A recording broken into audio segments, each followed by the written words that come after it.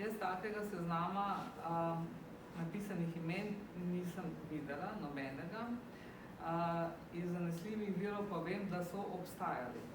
Ali obstajajo še zdaj, ne vem.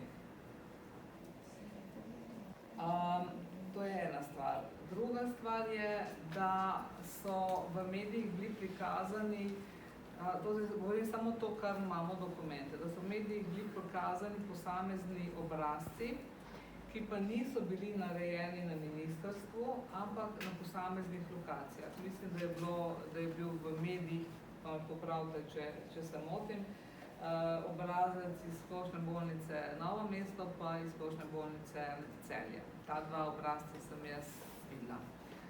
Lahko, da jih je več.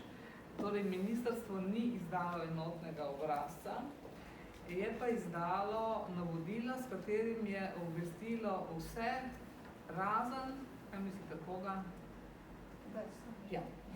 Zdravniške zbornice niso obvestili, tako da smo mi nekaj te dokumentacije pridobili od članov, ki so pa bili med obveščenimi, bodi si kot koordinatorji, direktorji, ne vem, kaj so že vse bili.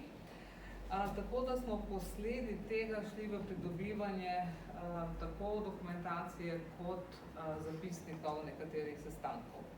In ko bomo imeli približno sliko sestavljeno, mi smo zdaj kot neka sestavljanka, pa dajemo stvari skupaj, bomo seveda pripravili novinarsko konferenco in dali izjavo.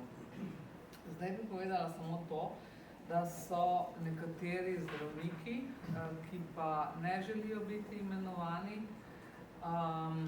odklonili sodelovanje v takšnih ocenjevanjih.